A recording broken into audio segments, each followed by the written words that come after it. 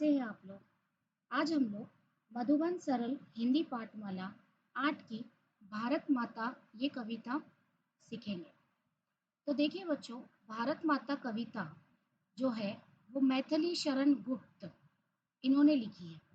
इसके कवि है मैथिली शरण गुप्त। इन्होंने बहुत ही सुंदर तरीके से, सुंदरता से, बड़े ही सुंदरता से हमारी भारत माता के गुणगान गाए हैं, हमारे भारत माता के विशेषता बोली है।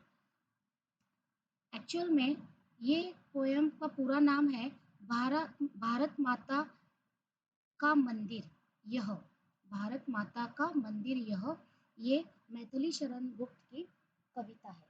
तो चलो आज इस कविता में हम लोग देखते हैं कि क्या है। स्टार्ट करते हैं। माता का मंदिर यह समता का संवाद जहाँ, सबका शिव कल्याण यहाँ है, पावे सभी प्रसाद यहाँ।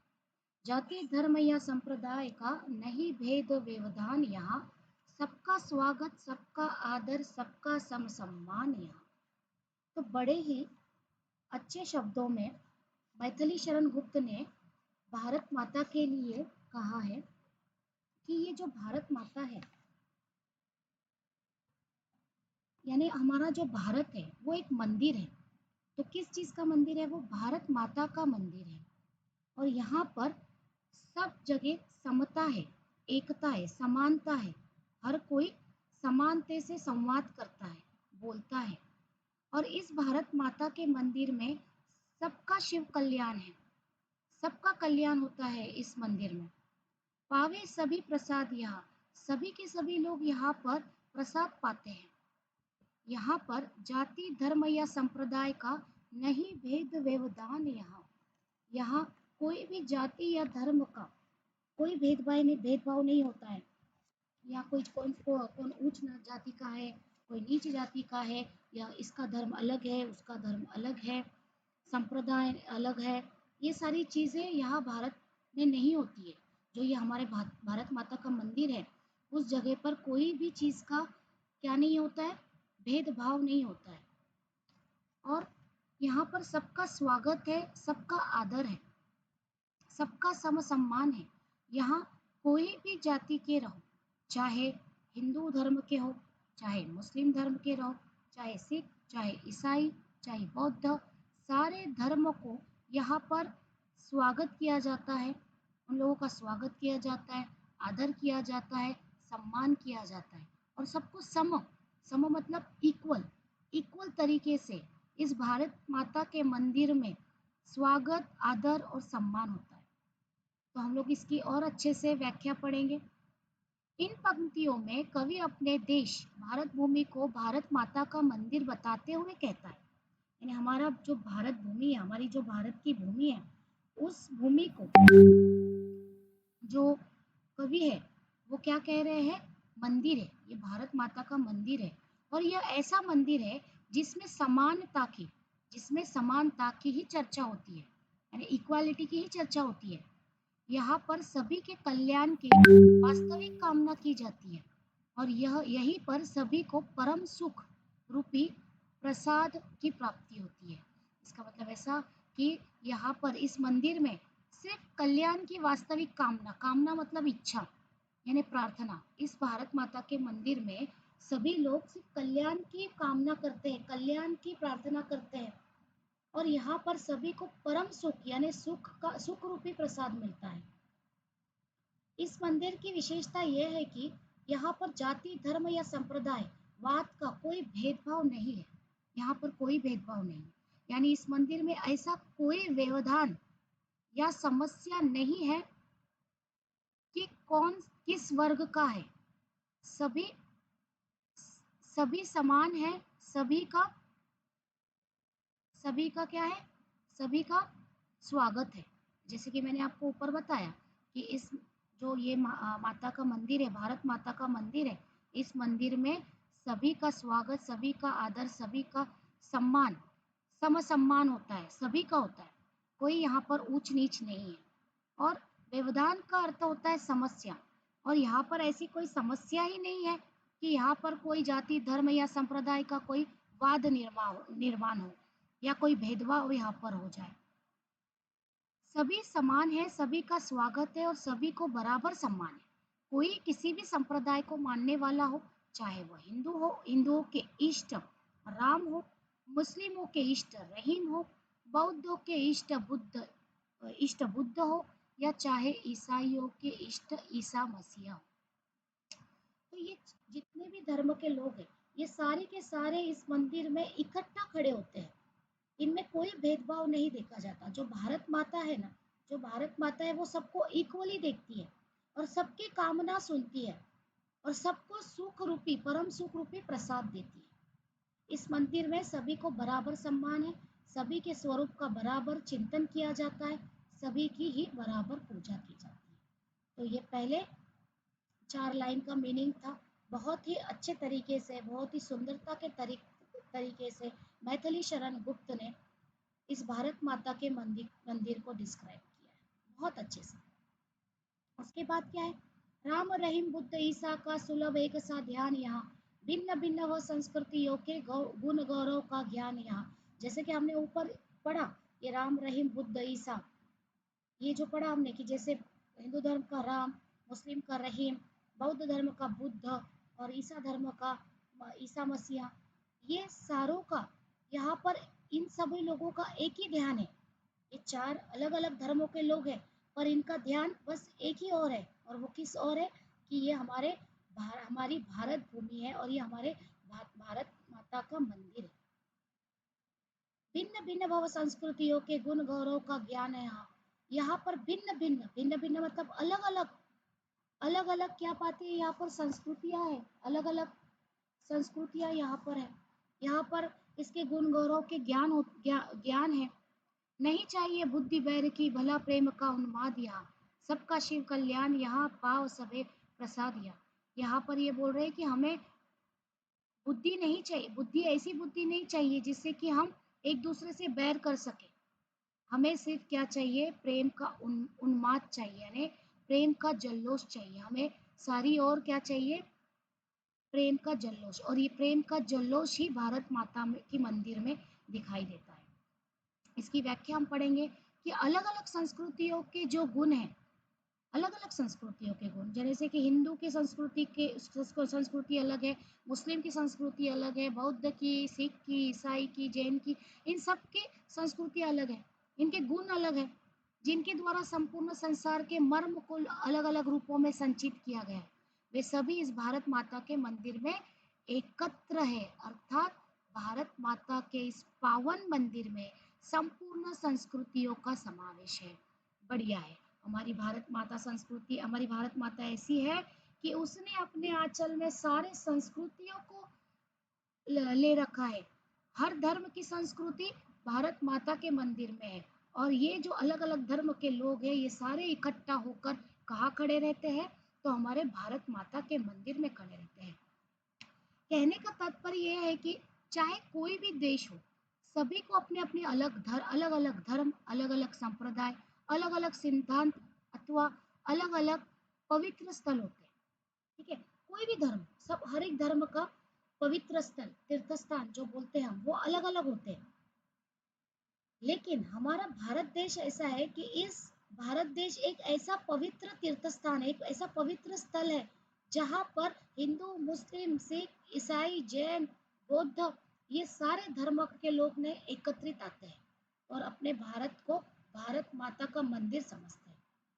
ये वही यहाँ पर वही बोला है कि किंतु हमारा भारत देश एक ऐसी पवित्र तीर्थ स्थल है जहाँ निवास करने वाला प्रत्येक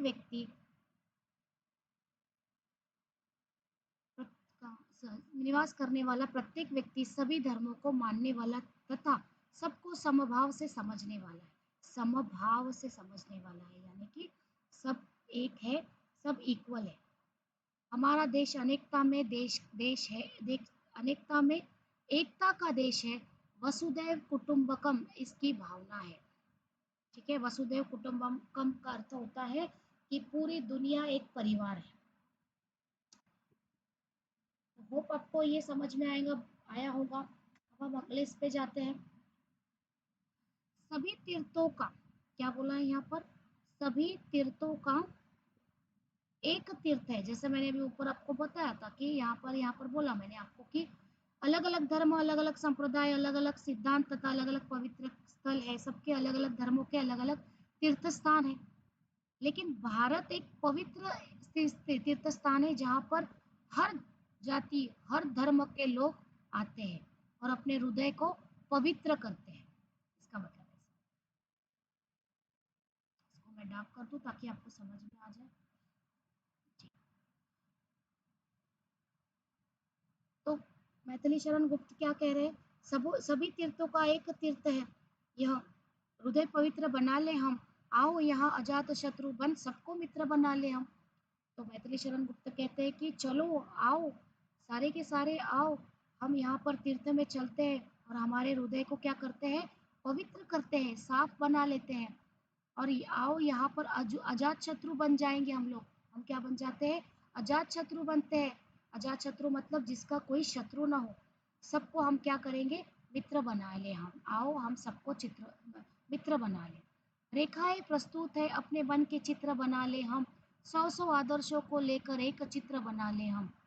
यहाँ पर क्या बोल रहे हैं कि कवि कह रहा है कि हमें ऐसी उन्नति कदापि प्रिय नहीं।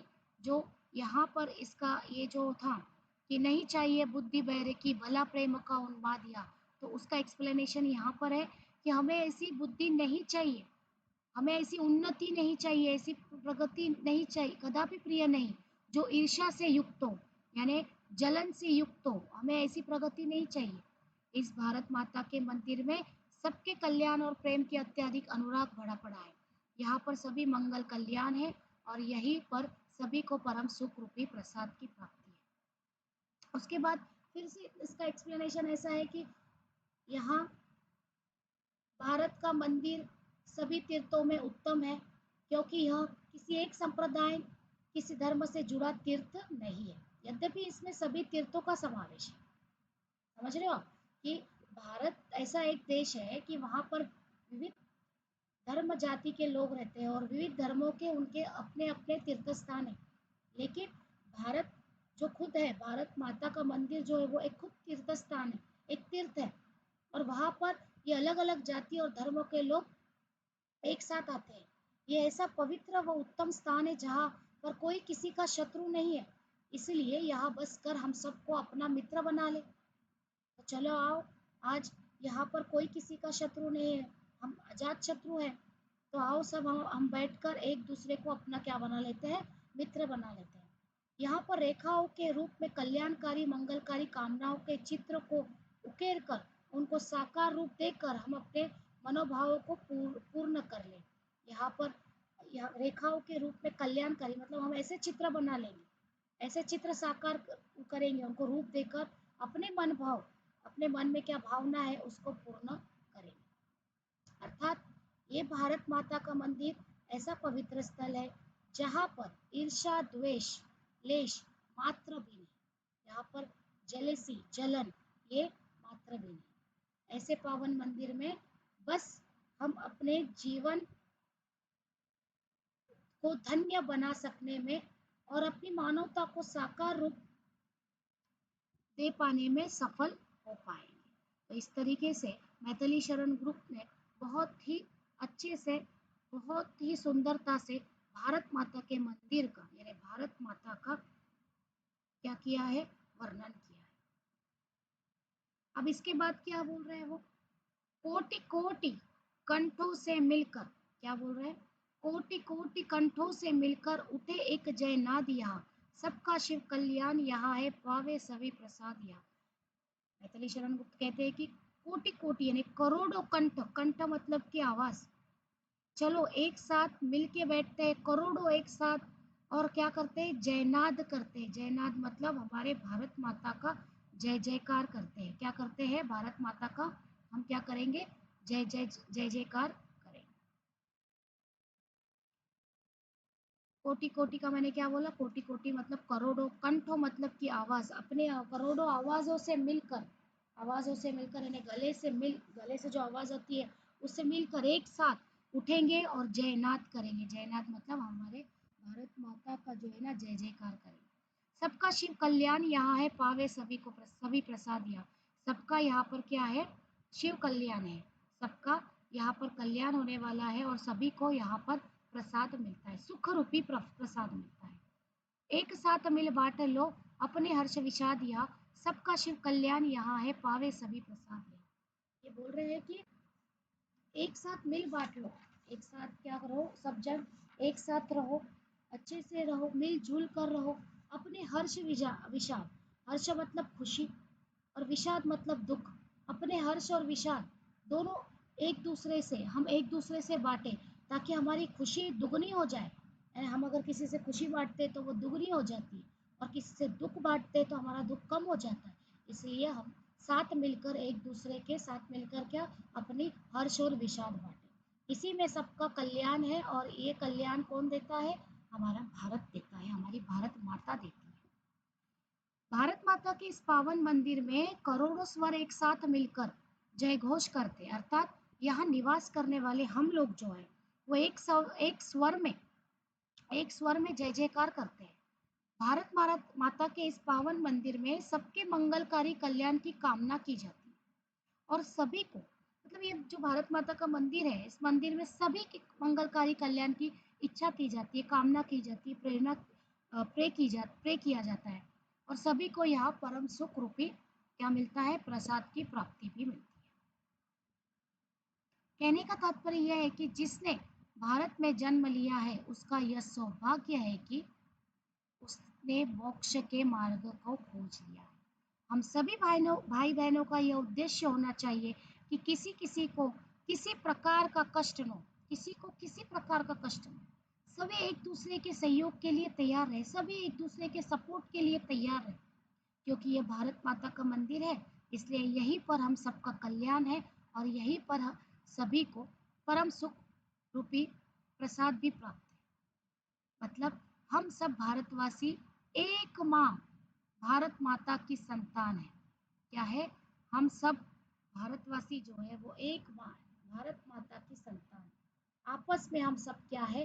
भाई और बहन है, आपस में हम सब भाई बहन है और हमें एक दूसरे से मिलजुल कर ही रहना है। हमें आपस में मिलजुल कर रहना चाहिए और एक दूसरे की मदद करनी चाहिए। तो ये जो कविता है, जो मैथिली शरण गुप्त ने लिखी है, बड़े ही सुंदरता से वर्णन किया है। तो ये सारा वर्णन मैंने आपके सामने रखा। आशा करती हूँ कि आपको ये कविता अच्छे से समझ में आई होगी। अगर आपको इसके क्वेश्चन आंसर चाहिए होंगे तो प्लीज़ मुझे कमेंट बॉक्स में लिखना ताकि मैं उस पर वीडियो बना सकूँ। तो चलो बच्चों, टेक केयर, बाय बाय।